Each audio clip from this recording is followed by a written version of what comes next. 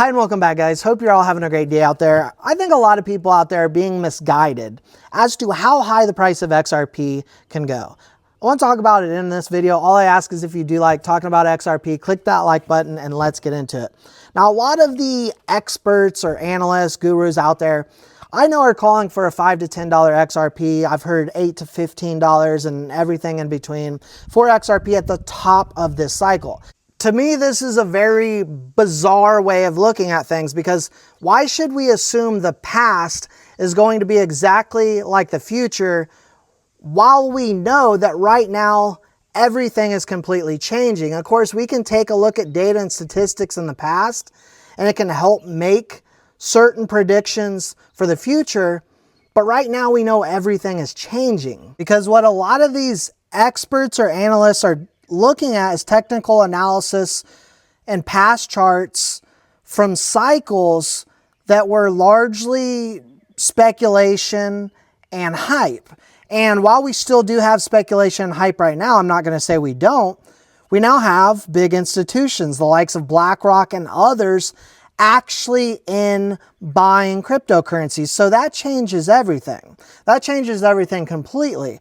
So we have to take a look at what is happening right now. I think that right now you should be looking at what is coming as completely different in terms of what we had in the past. Why is that? Well, never in the past, first off, have we had regulations or this type of institutional adoption.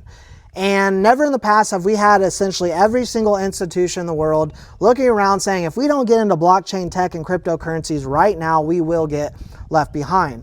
I know earlier this year we were reporting a lot about how some of the big CEOs of like Morgan Stanley and Bank of America and other big banks out there are talking about how they're ready to go all in on cryptocurrencies like XRP, but they're waiting for full regulation. And it doesn't seem like a day goes by, guys, without hearing that a politician, a congressman, senator, the president of the United States talks about how blockchain tech and cryptocurrency is going to be the new financial system, upgrade and putting us into the 21st century for financial payments. And, we've heard over the years, Ripple's CEO, Brad Garlinghouse, talk about the internet of value, right? And that's what we're moving into. For about 50 years or so, we had computers until we finally had the World Wide Web in the 90s. And prior to the World Wide Web, rather than sending an email instantaneously, getting your message across to the receiver, you had to manually write out the letter, send it, take a few days until the receiver actually got that letter. They'd open it up and read it and finally get the message, right? Well, the past 50 years, that's what we've had kind of with the financial system, is slow, clunky payments that take a long, long time. And now, finally, we are all set and ready to go. And I think that's why this whole digital revolution has taken a little bit longer than what most had wanted or thought would. It took several years to kind of get everything aligned and set up. But now we are set up and ready to go. And we're set up for XRP to dominate. And it's sitting at the number 3 spot right now in this digital revolution, but it's going to number 1, my personal opinion. It's going to surpass Ethereum. It's going to surpass Bitcoin. Why? Because you can look no further than the Hidden Road acquisition. This is one example, right? And how we know that they do $3 trillion in annual settlements, payments, right?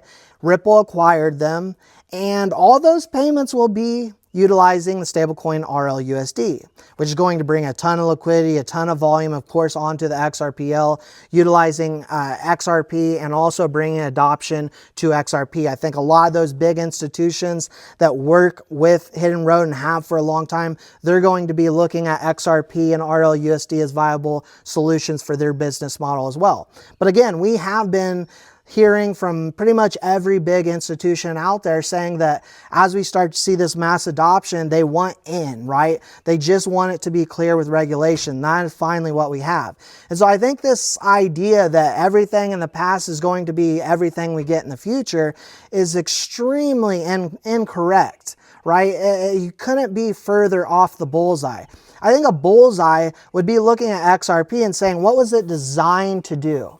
It was designed to move large sums of liquidity. And with that means a high value for XRP.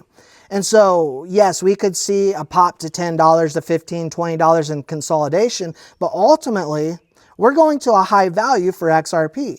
And that's why I think it's a little bit risky to tell your audiences that XRP is going to $5 to $10 or $8 to $15 and then they sell. And next thing you know, that XRP is going to $1,000, right?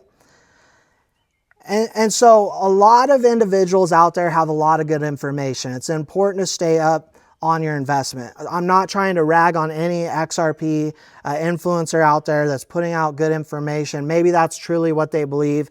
XRP is going to $18, $15, and in my opinion, they're wrong, and maybe they're still putting out good information on other things.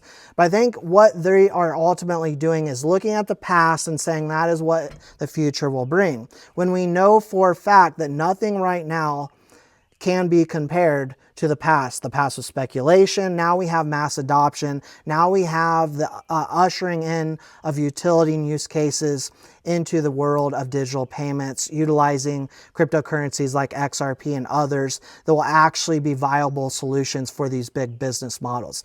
And so these are my thoughts, my opinions, guys. I think many of you know that have been subscribed to this channel for a while. I foresee a very high value for XRP, so I'm not looking to sell. Period, really. Not to say, you know, I'm not telling you what to do. If you want to take some profits, of course, you know, do what's best for you and your goals. But it is important, in my personal opinion, to do some critical thinking and think to yourself, is the past similar to what we have going on right now? And I think ultimately, if you can check so many different boxes that will prove that what we have right now is completely different to what we had in the past. That's all I got for you for now. Let me know your thoughts, your opinions in the comment section below, guys. As always, I appreciate your support, and we'll see you all in the next one.